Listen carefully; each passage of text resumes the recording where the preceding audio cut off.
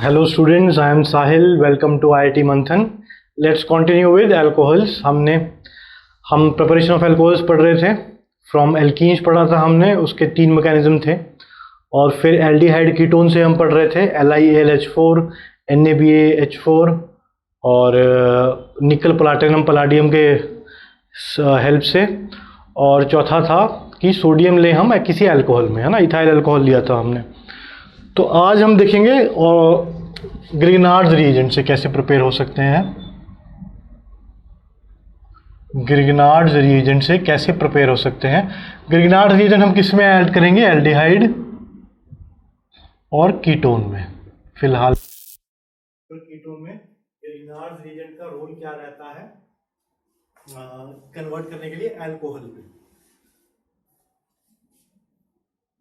तो जो पिछले हमने रिएजेंट्स लिए थे, से LiAlH4, मैंने बताया था आपको LiAlH4 is a better reducing agent than NaBaH4. Reduce क्यों करता है? क्योंकि H- को ऐड करता है, तो ये ज्यादा अच्छा है, आराम से जो ये है ऐड कर देता है.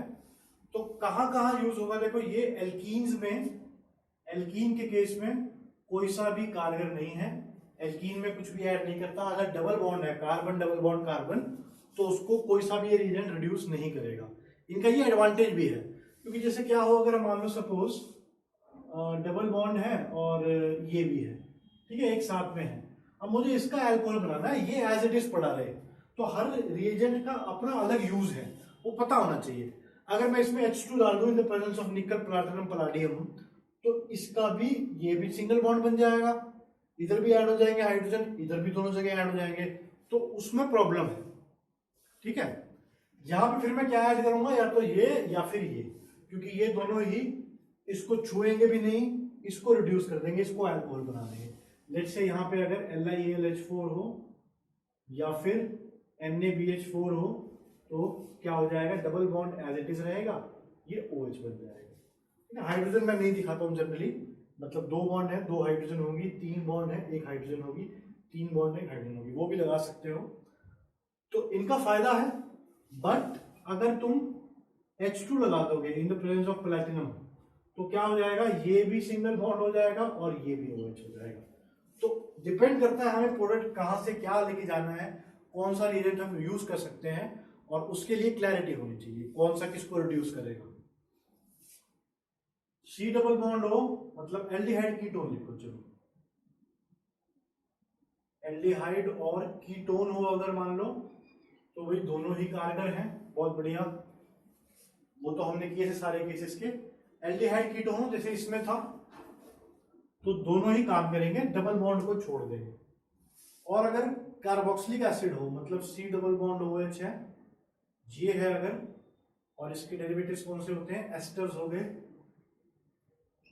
OR डैश, मतलब यहाँ पे R हो, यहाँ पे R डैश हो, एस्टर हो, एसिड हो, तो फिर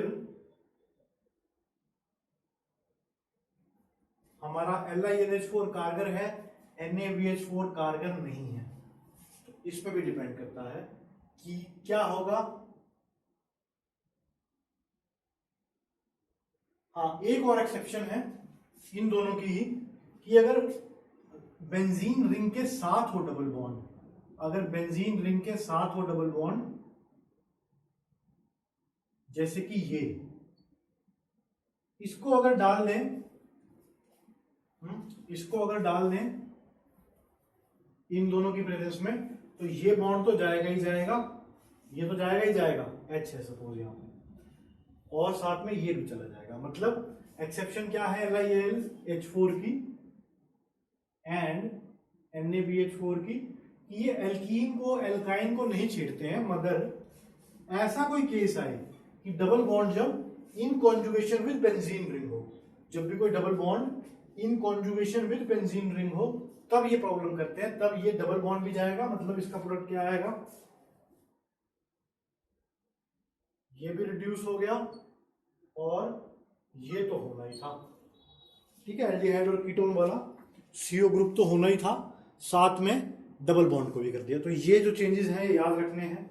बाकी ऑयल क्लोराइड में भी दोनों ही कारगर हैं, ऑयल क्लोराइड याद करो, यहाँ पे Cl लगा हुआ हो तब भी दोनों कार्बन है, तो ये छोटी छोटी चेंजेस जो है कब करेगा कौन सा रिएजेंट, ये पता होना चाहिए। H2N2 का वो तो बहुत ही पावरफुल है, H2 और पैलेडियम में, वो एल्कीन पे भी कर देता है, वो इन सब पे कर देता है, जहां भी O डबल बॉन्ड हो सबको रिड्यूस कर देगा वो।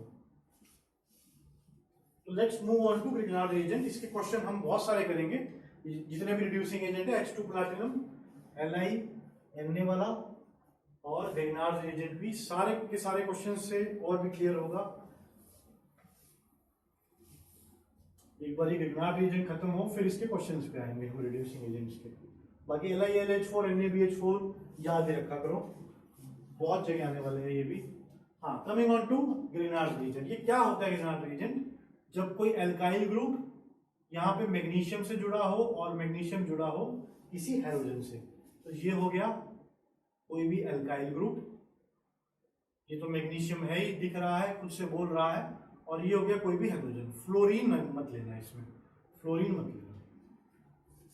अब इसमें क्या चीज याद रखनी है, R माइनस अलग हो जाता है बहुत आराम से, इस बॉन्ड की बात नहीं करते हम, ये कभी नहीं टूटता, ये बॉन्ड की जरूरत पड़ेगी नहीं हमें ऑर्गेनिक में, कहीं पड़ेगी तो मैं मेंशन कर दूंगा, इसको भूल जाओ, इस बॉन्ड को याद रखो। तो ये फटाफट जो है आयनाइज कर देता है।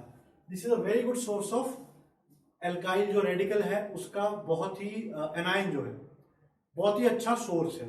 अब अगर ये मिलना हमें बहुत मुश्किल है, सपोज ये ले लें CH3MgX, किसी भी और सोर्स से CH3 माइनस मिलना, कार्बन के ऊपर नेगेटिव चार्ज, मतलब कि बहुत ही दिक्कत वाली बात है, ठीक है, और वो अलग से निकल भी रहा है, तो ये और कोई रिएजेंट देता नहीं है, इसलिए ग्रिग्नार्ड रिएजेंट की इंपॉर्टेंस बहुत ज्यादा है। CH3 माइनस का सोर्स है। अब तुम खुद सोच के बताओ कि CH3 माइनस क्या होगा, अच्छा न्यूक्लियोफाइल है, बेस है, क्या है भाई? CH3 के ऊपर नेगेटिव चार्ज का मतलब है बहुत ही दिक्कत हो गई है, it will try to get rid of the negative charge, ठीक है ना, it will try to get rid of the negative charge, इसका मतलब है it is a strong base, it is a strong base, nucleophile भी strong है, size wise भी छोटा है इसका, आराम से बॉन्डिंग बनाएगा, इसके पास मतलब अगर इफ आई से इट इन फ्यू वर्ड्स, तो ये नेगेटिव चार्ज झेल ही नहीं पाएगा अपने पास, फटाफट से जो मिल जाए वहां एडजस्ट हो जाएगा। तो it is a strong base also, it is a strong nucleophile also. मगर अगर इन दोनों में कंपैरिजन आ जाए, कोई पूछे कि यहां से जो CH3 माइनस निकल रहा है, वेदर इट इज अगर बेस न्यूक्लियोफाइल में कंपैरिजन हो, तो क्या ये अच्छा बेस है या उससे अच्छा न्यूक्लियोफाइल है, whether it is a good base और अ गुड न्यूक्लियोफाइल है, तो दोनों ही गुड, मतलब बेस वर्सेस न्यूक्लियोफाइल अगर कर दें इसको CH3 माइनस को, क्वेश्चन आ जाए या फिर एप्लीकेशन आ जाए बेस वर्सेस न्यूक्लियोफाइल की, तो please go with base, please go with base. Nucleophile और बेस अगर दोनों ही ऑप्शन मिले तो CH3 माइनस बेस की तरह बिहेव करेगा, मतलब कि H प्लस एक्सेप्ट कर लेगा। यहां पे रिएक्शन जो है ग्रिग्नार्ड रिएजेंट के एज अ न्यूक्लियोफाइल हम करवाने वाले हैं, लेकिन चेतावनी क्या है, क्वेश्चन क्या है कि कोई H प्लस ना हो, एसिडिक हाइड्रोजन ना हो, क्योंकि ग्रिग्नार्ड रिएजेंट जो है H प्लस को ढूंढता है कहीं से भी, तो CH4 बना देता है। ये बात मेरी याद रखना, कई क्वेश्चन आ जाते हैं इसमें से कि H प्लस ना दिखे, इसलिए इसको स्टोर भी करते हैं ईथर में। ईथर हमारा भूला भाला सा, ना कोई एसिडिक हाइड्रोजन है उसके ऊपर खासा, तो इसको स्टोर भी हम करते हैं। RMgX जहां भी यूज होगा तो यूज होगा ईथर। ईथर कौन सा होता है? ROR- बॉन्ड, मतलब ऑक्सीजन, वाटर है, वाटर में ऑक्सीजन दो हाइड्रोजन के साथ जुड़ा है, एक हाइड्रोजन पे अगर तुम एल्काइल ग्रुप लगा लो बन गया अल्कोहल, दोनों पे ही एल्काइल ग्रुप लगा लो बन गया ईथर। तो ये ईथर जो है ये क्या करता है, लोन पेयर से RMgX को संभाल के रखता है, कोऑर्डिनेट बॉन्ड बना के। हाँ भाई, Mg क्या होगा यहाँ पे, दोनों ही बॉन्ड क्या है, दोनों ही इलेक्ट्रोनेगेटिव ज्यादा है Mg से, खींच रहे होंगे, मैग्नीशियम अनस्टेबल हो रहा होगा, इलेक्ट्रॉन सारे लेके भाग रहे होंगे, तो फिर ये इसको स्टेबल करता है। जितने भी RMgX के रिएक्शंस होंगे सब में ईथर यूज होगा, पहली बात, और दूसरी बात कोई भी एसिडिक हाइड्रोजन ना हो, ठीक है, क्योंकि मैंने बताया था ये हाइड्रोकार्बन चैप्टर में कि RMgX कोई छोटा सा सोर्स भी मिले, एल्काइन ही मिल जाए टर्मिनल हाइड्रोजन, इसका हाइड्रोजन भी नहीं छोड़ता है, क्या बना लेगा RH, ये क्या है बेस की तरह काम करेगा, plus Mg C triple bond C और X, मतलब दोनों के साथ बॉन्ड बना रखे हैं मैग्नीशियम में। ये हाइड्रोजन कहाँ गया, यहाँ चला गया, ये माइनस में आ गया, और क्लोरीन भी माइनस में तो होता ही है, तो इसको भी नहीं छोड़ता। अमोनिया आ जाए NH3, उसका भी हाइड्रोजन ले लेगा, जबकि ये बिल्कुल बहुत ही कम एसिडिक है, वाटर भी ना हो, वाटर और इनार्ट रिएजेंट वो भूल जाएगा न्यूक्लियोफाइल का काम करना। यहाँ पे हम काम कराएंगे इनार्ट रिएजेंट का एज अ न्यूक्लियोफाइल, तो कहीं भी आसपास एसिडिक हाइड्रोजन ना हो तभी काम कर पाएगा वो, ठीक है। काम करने के लिए उसको what we have to make sure is कि कोई भी एसिडिक हाइड्रोजन ना हो, NH3 C triple bond C H2O ये सारे एसिडिक हैं। अल्कोहल भी, अल्कोहल जो है एसिडिक होते हैं, हाँ वाटर से पुअर होते हैं, चलो एक नोट कर लो बात, alcohols are poor acid than water. चलो वाटर लिखा हुआ यहाँ पे, मैंने तो ये भी लिख दिया, तो सबसे कम एसिडिक होगा, अल्कोहल से भी कम होगा। जब इसका H+ भी छोड़ नहीं रहा तो अल्कोहल से तो H+ एक्सट्रैक्ट कर ही लेगा ये। अल्कोहल आपको एसिडिक एंड वाटर, एक्सेप्शन लिख लो सिर्फ, एक्सेप्शन इज CH3OH, ये वाटर से ज्यादा एसिडिक होता है, बाकी सब कम एसिडिक है।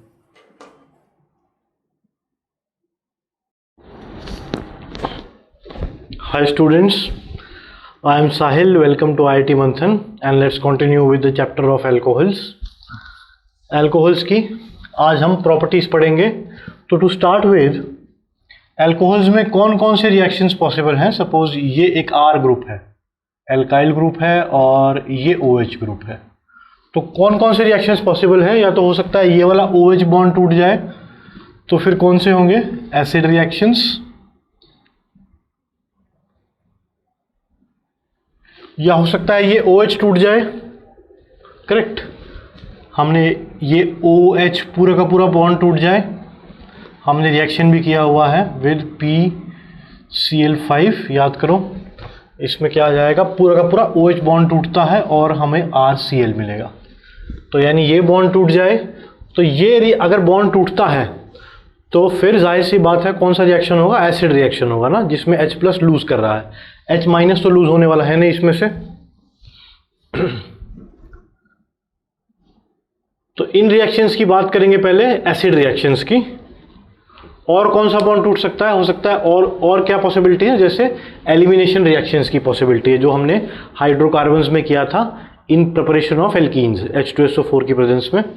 तो वो सारे रिएक्शंस हम प्रॉपर्टीज में देखेंगे, but let's today devote time to acid reactions.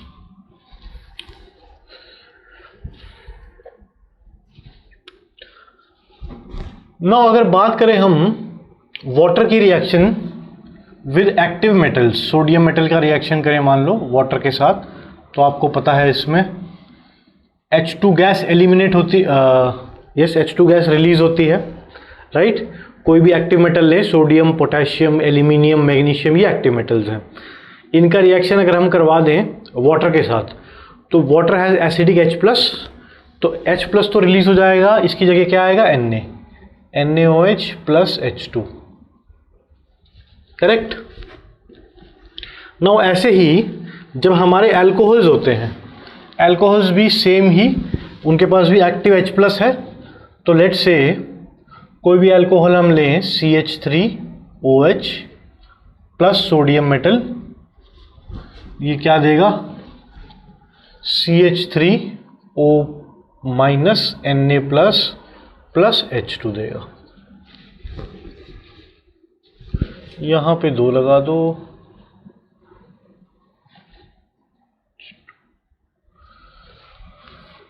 यहाँ भी 2 लगा दो, इधर भी 2 लगा दो, तो ये रिएक्शन हो गया H2, या फिर हाफ H2 पे लगा दो। नो व्हाट डज इट से, इट सेज ये क्यों होता है reaction, because sodium is more electropositive than hydrogen. Hydrogen का ऑक्सीडेशन स्टेट क्या था यहाँ पे था इसका +1 और यहाँ पे हो गया 0, तो रिड्यूस हो गया। इसका था यहाँ 0, यहाँ +1, खुद हो गया ऑक्सीडाइज। मतलब हमें पता है मेटल जितने भी हैं या एटलीस्ट एक्टिव मेटल्स जो हाइड्रोजन से ऊपर हैं, तो अगर क्वेश्चन आए कि कौन कौन से इसको रिमूव कर सकते हैं, तो हमें इलेक्ट्रोकेमिकल सीरीज देखनी पड़ेगी जो H2 से ऊपर है, यानी जो जिनकी टेंडेंसी इलेक्ट्रॉन लूज करने की है हाइड्रोजन से ज़्यादा, वो सारे मेटल्स डिस्प्लेस कर पाएंगे वाटर में भी और अल्कोहल में भी। तो हमें याद रखना है सोडियम जो है वो चाहेगा +1 में रहना, किससे ज़्यादा, हाइड्रोजन भी है +1 में, लेकिन इसको रिप्लेस कर देता है, कहता है कि मैं ज़्यादा चाहता हूँ +1 में रहना, तुम 0 पे आ जाओ, because of sodium is more electropositive than hydrogen.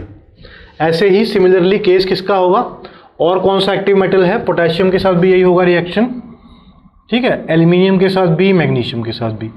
फर्क बस इतना है कि एल्यूमिनियम यहाँ पे 3 मॉलिक्यूल्स आएंगे, एक एल्यूमिनियम होगा for example CH3OH plus aluminium gives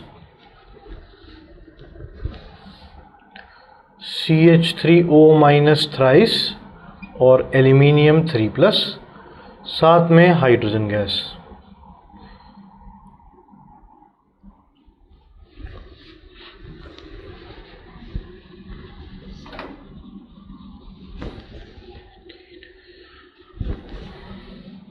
correct.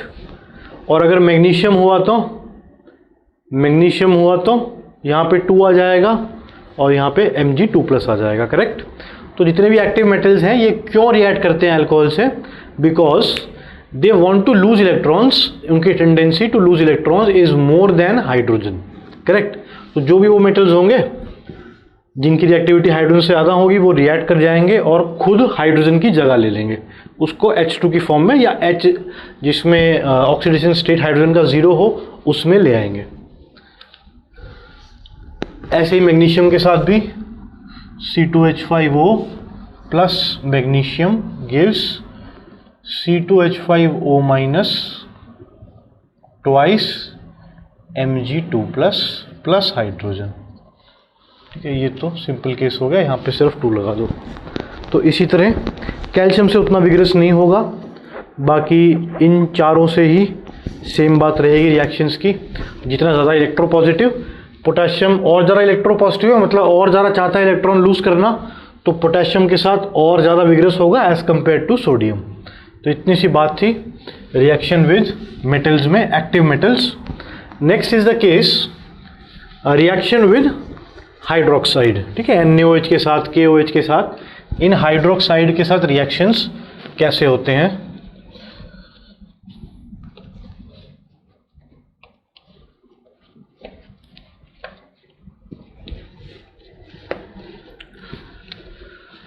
Let's again take CH3OH plus NaOH dry है। इसको ड्राई लोगे तभी रिएक्शन होगा, क्योंकि वाटर तो, अच्छा इस केस में तो एक्वस से भी हो जाएगा, क्योंकि methyl alcohol is more acidic then water. तो क्या होगा, इसमें एसिड बेस रिएक्शंस होंगे। हमारा NaOH या फिर KOH क्या है, बहुत ही स्ट्रॉन्ग बेस है, तो ठीक है माइल्ड एसिड के साथ भी रिएक्ट कर जाएगा। इतना स्ट्रॉन्ग बेस है, OH- घूम रहे हैं, तो ऐसे हालात में H+ रिलीज कर देगा अल्कोहल। मतलब इतने स्ट्रॉन्ग बेस के साथ रिएक्ट कर जाएगा alcohol to give CH3O- Na+ along with water. यही रिएक्शन होता है जब भी कोई एसिड रिएक्ट करता है बेस के साथ। लेकिन अभी हम कौन सी सीरीज पढ़ रहे हैं, OH बॉन्ड का क्लीवेज, OH बॉन्ड का टूटना पढ़ रहे हैं हम, तो उस सीरीज में आएगा ये रिएक्शन भी, acid base, this is behaving like an acid and this is behaving like a base. मगर अगर एक्सक्यूज मी और कोई अल्कोहल लोगे तो फिर आपको ड्राई लेना पड़ेगा, बिकॉज ऐसा ना हो कि पानी आगे आ जाए इससे, अरे मैं तो ज़्यादा एसिडिक हूँ तुझसे और मैं रिएक्ट करूँगा बेस के साथ।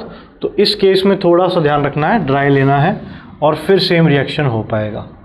अच्छा, किसके साथ रिएक्शन का, किसके साथ ज़्यादा तेज़ी से होगा रिएक्शन, इसके साथ या इसके साथ।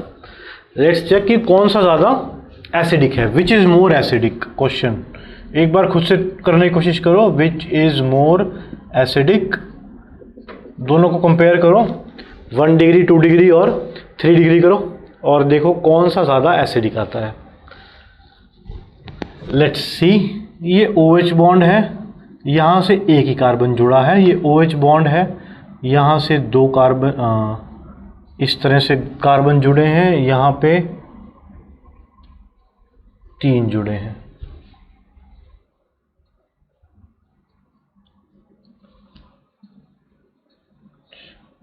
कार्बन, ठीक है, ये 1 डिग्री के साथ है, ये 2 डिग्री के साथ, ये 3 डिग्री के साथ, और एक केस ये भी ले लो, ये समझ आ गया तो फिर CH3OH वाला केस भी समझ आ जाएगा। अब ये किस पे डिपेंड करेगा, थोड़ा सा घुमाओ और केमिकल बॉन्डिंग पे आओ। ठीक है, केमिकल बॉन्डिंग में क्या पढ़ा था कि इलेक्ट्रोनेगेटिविटी डिफरेंस जो है वो OH बॉन्ड की पोलैरिटी डिसाइड करते हैं। जितना ज़्यादा ये बॉन्ड O और H का, या कोई भी एसिड हो, सपोज NH3 देख रहे हैं हम, तो NH बॉन्ड का, more the polar bond, more the polarity in the bond, polarity का मतलब क्या है, delta negative delta positive charge, more will be the acidic character. Chemical bonding में हमने इलेक्ट्रोनेगेटिविटी की एप्लीकेशन में पढ़ा था ये, कि जितना ज़्यादा OH बॉन्ड पोलर होगा उतना ज़्यादा, जितना delta negative delta positive charge ज़्यादा होगा उतना ही आसान होगा H+ को रिलीज करना, राइट। मतलब अगर बहुत इलेक्ट्रोनेगेटिव एलिमेंट जुड़ा हो O के साथ तो रिलीज करना आसान, H के साथ तो H+ रिलीज करना आसान होगा। More the electronegativity of this bond, this atom, much easier will it be to release H+। जो जितनी ज़्यादा इसकी इलेक्ट्रोनेगेटिविटी होगी या जितना ये बॉन्ड पोलर होगा, डेल्टा नेगेटिव डेल्टा पॉजिटिव, उतना आसान होगा H+ को रिलीज करने के लिए। तो इसमें कौन सा ज़्यादा इलेक्ट्रोनेगेटिव है, ऑक्सीजन ज़्यादा इलेक्ट्रोनेगेटिव है, तो मतलब इस पे डेल्टा नेगेटिव आ गया, इस पे डेल्टा पॉजिटिव, 1 1 मान लो इसको, इस पे delta 2 negative delta 2 positive, delta 1 negative is greater than delta 2 negative, therefore water is more acidic then ammonia, H2O is more acidic then ammonia, क्योंकि ये बॉन्ड ज़्यादा पोलर होता है। तो और भी ये कई जगह लगता है ये लॉजिक एक्सप्लेन करने में एसिड स्ट्रेंथ को। नाउ यहाँ पे अगर हम देखें तो ये कैसे ग्रुप हैं, carbon is electron releasing group, ठीक है, CH3 यहाँ लगा हुआ है, या CH2 भी रिलीजिंग ग्रुप है, यहाँ पे 2 रिलीजिंग ग्रुप हैं और यहाँ पे 3 रिलीजिंग ग्रुप हैं। कौन से इफेक्ट के तहत, इंडक्टिव इफेक्ट पढ़ रहे हैं हम, purely no hyperconjugation, inductive effect पढ़ रहे हैं हम। तो अगर इलेक्ट्रॉन डोनेटिंग ग्रुप होंगे तो वो ऑक्सीजन पे क्या करेंगे, इलेक्ट्रॉन डेंसिटी इंक्रीज करेंगे। ऑक्सीजन तक क्या पहुंच रहे हैं, इलेक्ट्रॉन्स ज़्यादा पहुंच रहे हैं, सबसे ज़्यादा यहाँ पहुंच रहे हैं, तो ऑक्सीजन क्या हो रहा है, इसमें इलेक्ट्रॉन रिच हो रहा है। अगर ऑक्सीजन इलेक्ट्रॉन रिच हो जाएगा तो उसको इससे खींचने नहीं पड़ेंगे ज़्यादा बॉन्ड, ज़्यादा इलेक्ट्रॉन्स, ठीक है, थोड़ा सा इसमें खींच रहा होगा, इसमें इतने इलेक्ट्रॉन नहीं पहुंच पाए, इस पे इसमें ज़्यादा खींच रहा होगा, और इसमें तो बिल्कुल ही कम पहुंच रहे हैं, इसमें बहुत ज़्यादा खींच रहा होगा। और अगर CH3OH है तो ये जो साइन बना रहा हूँ और सारे बनाओ, क्योंकि इलेक्ट्रॉन्स पहुंच नहीं रहे था ऑक्सीजन तक।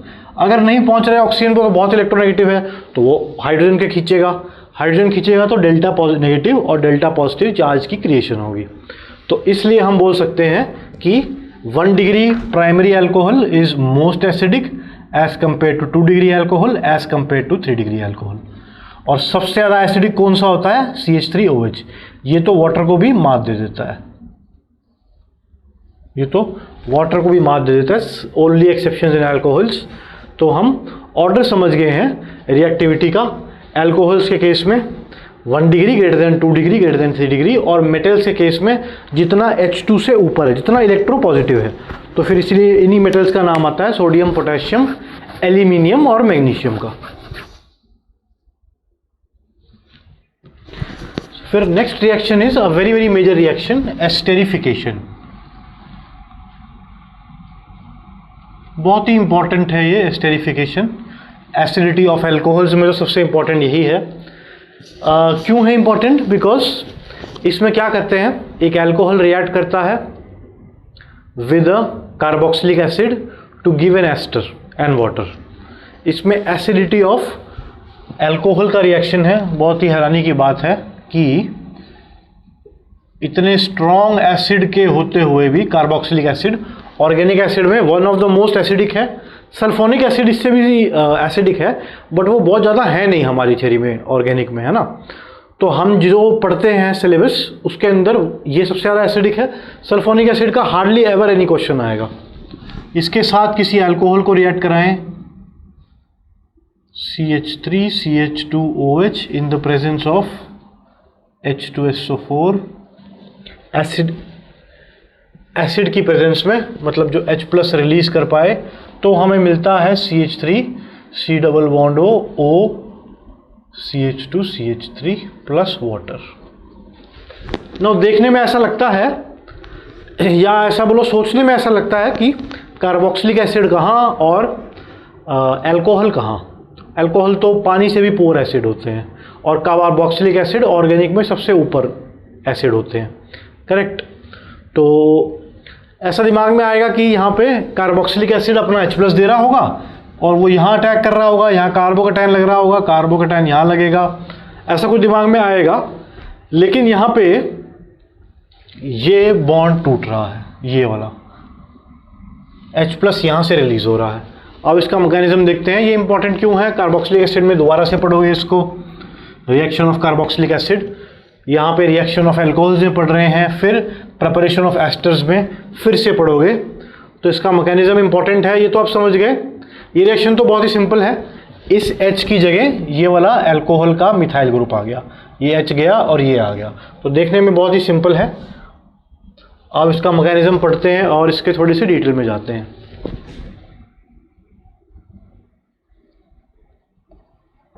मैकेनिज्म देखते हैं इसका। तो सबसे पहले ये क्या है, हमारा कैटलिस्ट है, H+ का अटैक होगा सबसे पहले। तो अटैक ऑफ H+ किस जगह होगा? यहाँ भी जहाँ पे लोन पेयर्स होंगे। H+ का अटैक कहाँ पे होता है? जहाँ पे भी लोन पेयर्स हों। अब लोन पेयर्स कहाँ कहाँ दिख रहे हैं हमें इसमें? एक तो इधर दिख रहे हैं 2 लोन पेयर, एक इधर दिख रहे हैं 2 लोन पेयर, एक इधर दिख रहे हैं लोन पेयर। बट अटैक होता है H+ का इस डबल बॉन्ड वाले ऑक्सीजन के साथ। अटैक होता है इस डबल बॉन्ड वाले ऑक्सीजन के साथ। ऐसा क्यों होता है? एक बार सारी साइट्स को चेक करो। ये भी एक अच्छी साइट है। H+ का अटैक यहाँ भी हो सकता है। इनफैक्ट एलिमिनेशन जब हम कराते हैं, formation of alkene from alcohols, तो यहीं अटैक करवाते हैं ना। सपोज OH और H, यहाँ पे ले लो हाइड्रोजन हाइड्रोजन, यहाँ पे ले लो कोई ग्रुप्स, तो H+ का अटैक होता है फॉर्मेशन ऑफ एल्कीन में। यहाँ पे कार्बोकैटायन बनता है, फिर इसका एलिमिनेशन हो जाता है HS, जैसे H2SO4 से आया सपोज, ये HSO4 माइनस इसको ले जाता है और फिर इलेक्ट्रॉन ये छोड़ देता है, ये बन जाता है एल्कीन, है ना। तो ये H+ यहाँ भी अटैक कर सकता है, सिमिलरली यहाँ भी अटैक कर सकता है, यहाँ भी अटैक कर सकता है। तो कहाँ अटैक करेगा? एक बार इसके रेजोनेंस स्ट्रक्चर देखो, resonance structures of carboxylic acid. इसमें अच्छी रेजोनेंस हो रही होगी, और किस तरह से? यहाँ से यहाँ जाएंगे इलेक्ट्रॉन्स, फिर यहाँ से यहाँ, मतलब O- O+। ऑक्सीजन 3 बॉन्ड बनाएगा तो प्लस चार्ज, इलेक्ट्रॉन इसके वापस आ गए तो माइनस चार्ज, फिर दोबारा से इधर जाएगा, मतलब इन दोनों में आपस में रेजोनेंस चल रही होगी। और अगर अब देखो तो ये ऑक्सीजन कैसा है? एक रेजोनेंस स्ट्रक्चर में इसके पास 2 लोन पेयर हैं, और एक रेजोनेंस स्ट्रक्चर में इसके ऊपर पूरा का पूरा नेगेटिव चार्ज है। मतलब एक रेजोनेंस स्ट्रक्चर में इसके ऊपर एक फालतू लोन पेयर है, या फिर एक पूरा का पूरा नेगेटिव चार्ज है। तो electron density increases on this oxygen. इस रेजोनेंस स्ट्रक्चर की वजह से क्या हुआ? Electron density increases. किस वाले के ऊपर? इस वाले के ऊपर। इसके ऊपर तो पॉजिटिव चार्ज है, तो मतलब नॉर्मल से भी थोड़ा सा कम हो जाएगी इसकी इलेक्ट्रॉन डेंसिटी। इसकी नॉर्मल है, इसकी नॉर्मल से ज़्यादा है because of the negative charge. तो कहाँ जाना पसंद करेगा H प्लस? यहाँ जाना पसंद करेगा. Therefore attack of H plus will be on the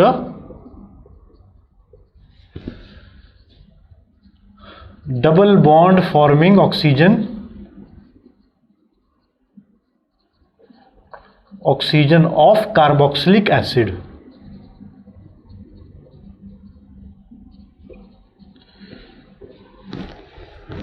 right. फिर अटैक के बाद क्या होगा? अब हम समझ गए कि अटैक होगा पहले H प्लस का, उसके बाद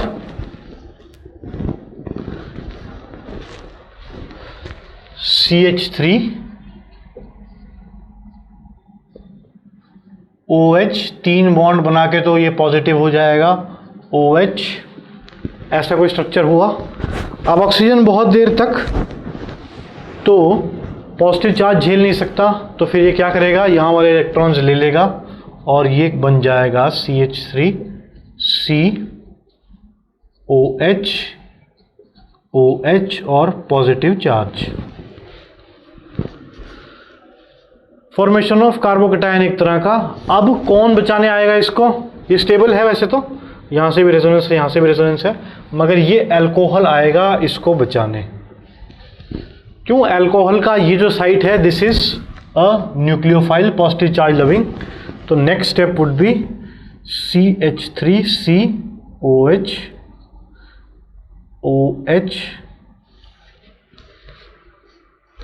ठीक है. ये पूरी तरह रिमूव नहीं हुआ अभी, यहाँ पे डबल बॉन्ड भी था, पूरी तरह रिमूव नहीं हुआ ये डबल बॉन्ड, और यहाँ पे अटैक हो गया.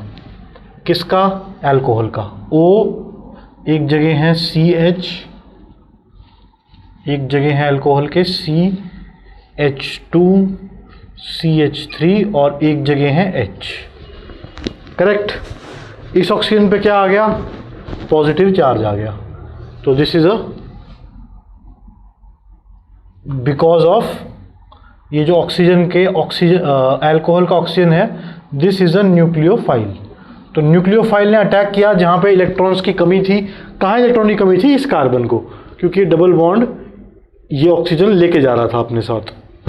अब क्या होगा? फिर से ऑक्सीजन के 3 बॉन्ड बन गए, वो झेल नहीं पाएगा, क्या करेगा? H प्लस रिलीज करेगा. राइट. ये H प्लस का रिलीज होगा और ये H प्लस यहां अटैक कर देगा. यानी नेक्स्ट जो स्टेट बना वो बना ये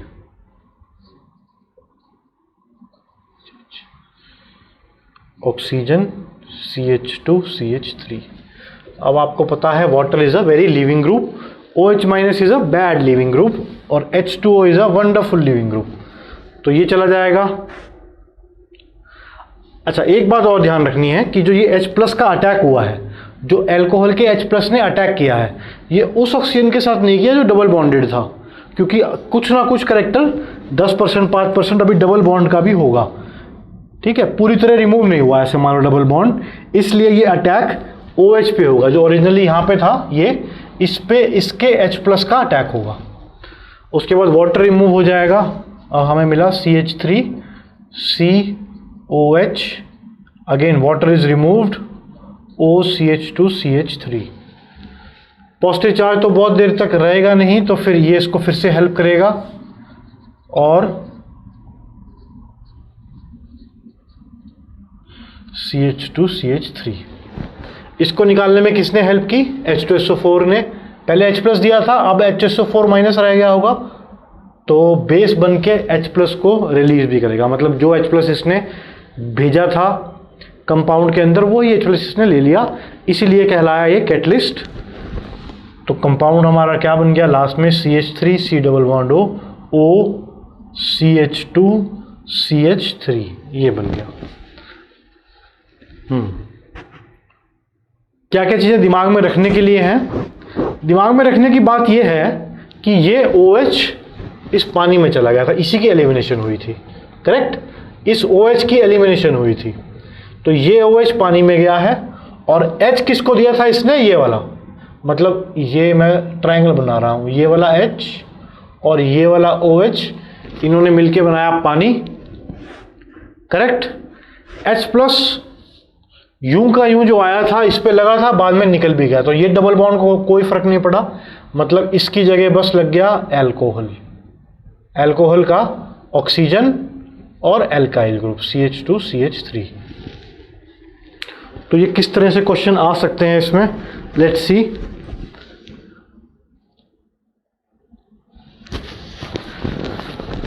तो डिफरेंट डिफरेंट ऑक्सीजन दे देते हैं इसमें, CH3, C double bond O, O18H, isotope of oxygen, और यहाँ पे CH3OH। तो प्रोडक्ट क्या बनेगा ये बताना है हमें, पता है ऐसा कुछ प्रोडक्ट बनेगा CH3 C double bond O, ये तो बिना मैकेनिज्म के भी हमें पता था, OCH3 प्लस H2O, राइट। तो यहाँ पे ऑक्सीजन कौन से वाला है, यहाँ वाला है या यहाँ वाला है?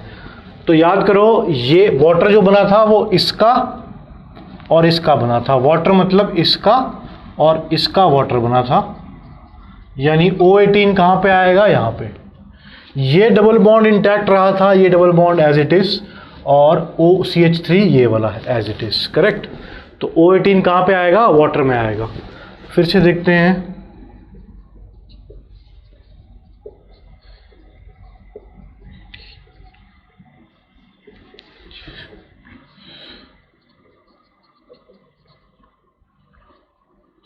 इसके प्रोडक्ट्स क्या बनेंगे H प्लस की प्रेजेंस में, इसके प्रोडक्ट्स पे भी ध्यान दो।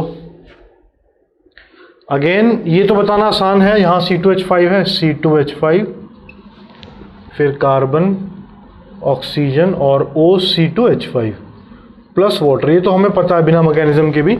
अब मैकेनिज्म की अप्रोच लगा के देखना है 18 कहाँ पे आएगा। पहले तो इसका OH और इसका H मिलके वाटर बनाते हैं, तो यहाँ पे तो एज इट इज रहेगा, ऑक्सीजन 16 रहेगी। फिर ये एज इट इज जाके यहाँ लगता है, ये एज इट इज जाके यहाँ लगता है, तो मतलब यहाँ 18, इसका तो कुछ बिगड़ता है नहीं, शुरू में H प्लस एक्सेप्ट करता है, बाद में छोड़ देता है, तो ये एज इट इज रह गया O18, करेक्ट। तो अब हमें सब पता है कौन सा वाला ग्रुप कहाँ पे जाके लग रहा है। हाँ, साथ में इसका रेट के भी बारे में पता होना चाहिए कि इसका सबसे स्लोएस्ट स्टेप कौन सा होता है एस्टेरिफिकेशन में, स्लोवेस्ट स्टेप कौन सा होता है।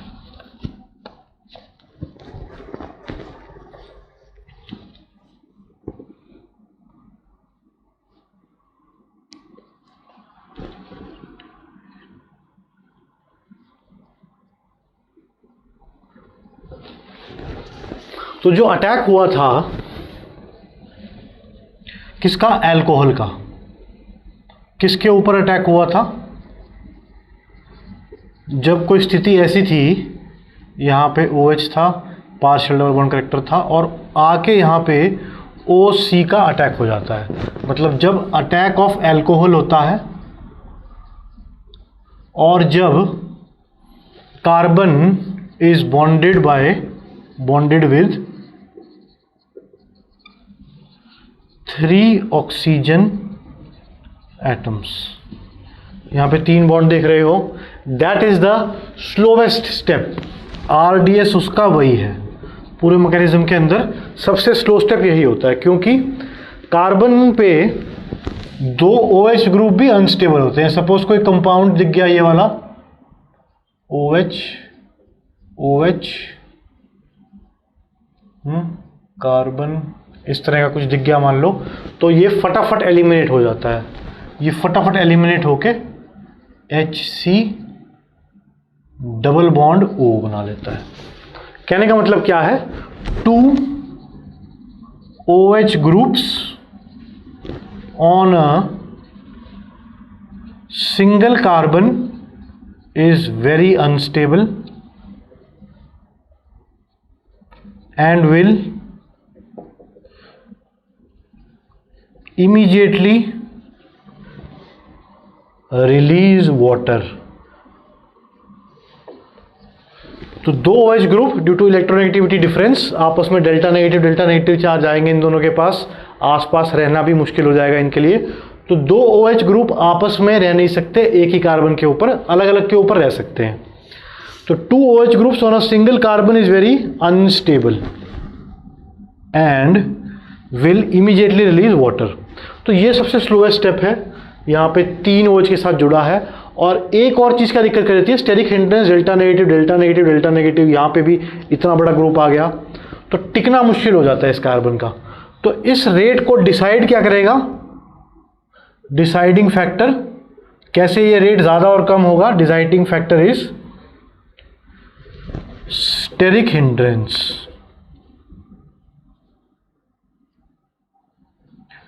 Deciding factor is steric hindrance, lesser the size of, यहां से देख लो R, ये तो एसिड वाला R है, ये एसिड वाला R है, और ये R डैश है एल्कोहल वाला, ये R डैश है एल्कोहल वाला, ये एसिड वाला, ये एल्कोहल वाला। तो laser the size of R and R dash, crowding इतनी ज़्यादा हो जाती है इस डिटरमाइनिंग स्टेप में, इतनी ज़्यादा क्राउडिंग है, वो भी डेल्टा नेगेटिव चार्ज भी है, वो और ऐड करेगा अनस्टेबिलिटी को।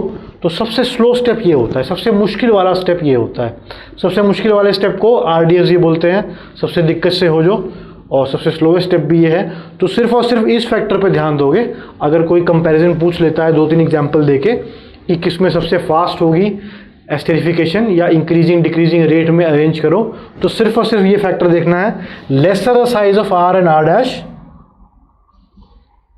Higher will be the rate of esterification।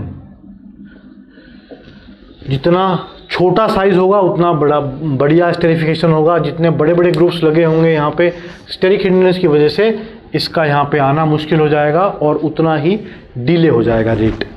तो ये सब चीज़ें याद रखनी है। एक तो मैकेनिज्म, रेट कैसे डिटरमाइनिंग होता है, और रिएक्टेंट्स और प्रोडक्ट्स में ऑक्सीजन कहाँ से आ रहा है, हाइड्रोजन कहाँ से आ रहा है। सपोज लेट से एक एग्जांपल दे दिया एस्टेरिफिकेशन का, CH3C double bond OH plus C2H5OH in the presence of D2SO4।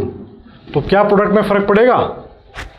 क्योंकि OH का अटैक यहाँ हुआ था, H प्लस का अटैक यहाँ हुआ था, बाद में रिलीज भी वही वाला हाइड्रोजन हो रहा था, तो प्रोडक्ट में कोई फ़र्क नहीं पड़ेगा। ऐसे ऐसे ऑक्सीजन आएंगे और D प्लस वापस इसमें चला जाएगा। करेक्ट? कई बार ऐसा नहीं भी होता, एक्सचेंज भी हो जाता है कई मैकेनिज्म में, बट इस केस में तो जो D_H2SO4 का आया है वही निकलता है। कई बार एक्सचेंज भी हो जाते हैं।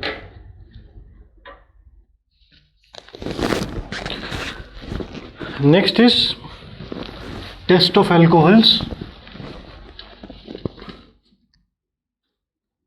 Test for alcohols. पी के देख लो, झूम गए तो अल्कोहल है, नहीं तो फिर नहीं है। तो लूकास टेस्ट जो है, this is used for to distinguish 1 degree 2 degree and 3 degree alcohol. मतलब इनमें फ़र्क क्या होता है 1 डिग्री 2 डिग्री और 3 डिग्री में। ये हमने पढ़ रखा है किसमें, अल्काइल हैलाइड में, बट स्टिल वेरी, इसके बहुत थोड़ी से इसके बारे में पढ़ेंगे, just to revise it. 1 degree में क्या होता है, टर्बिडिटी आती नहीं है, स्लाइटली हीटिंग से आती है। 2 डिग्री में थोड़ी देर में आती है, अराउंड 5 to 6 मिनट्स, और 3 डिग्री में इमीडिएटली या फिर less than 1 minute. Let's say कोई अल्कोहल है OH plus HCl in the presence of ZnCl2। ये मिला के क्या बोलते हैं इसको, लूकास रिएजेंट। और OH किससे रिप्लेस हो जाता है इसमें, OH gets replaced by Cl। वो जो एल्काइल हैलाइड बनता है उसी की वजह से टर्बिडिटी आती है। करेक्ट? OH की जगह जो Cl आ जाता है उसकी वजह से जो एल्काइल हैलाइड बनता है वही टर्बिडिटी देता है। तो फटाफट एल्काइल हैलाइड बन जाए तो तुरंत टर्बिडिटी आ जाएगी, जैसे कि 3 डिग्री के केस में फटाफट, और थोड़े टाइम बाद आए तो 2 डिग्री में। 1 डिग्री बहुत टाइम लगाता है। तो इसमें रीज़न क्या है कि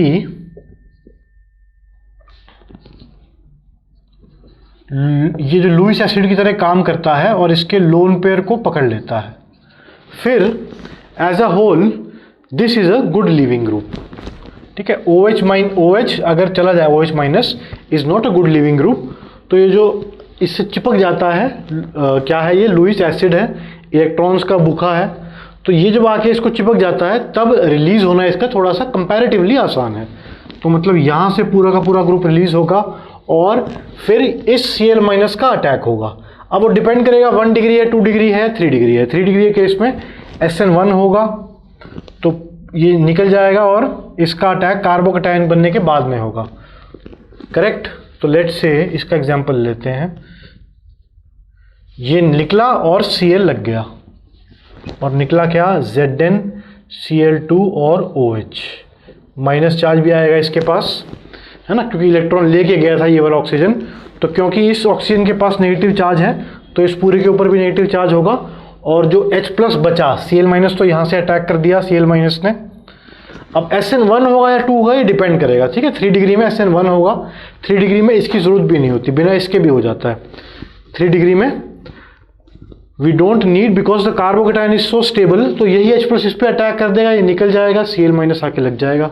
तो 3 डिग्री में we do not need ZnCl2, only HCl can also do. 3 degree में विदाउट ZnCl2 भी हो जाता है, also possible, Lucas test, because carbocation is very stable. So let's say ये 3 डिग्री का है, ठीक है, प्लस HCl, यहाँ से H प्लस का अटैक हुआ, ये रिलीज हो गया, कार्बोकैटायन बन गया, फिर Cl माइनस का अटैक हो गया, फिर Cl माइनस ने आराम से अटैक कर दिया। मगर 1 डिग्री में तो कार्बोकैटायन स्टेबल ही नहीं है, तो क्या होगा, ये इसको लेके जाता है, हेल्प करता है लीविंग ग्रुप में।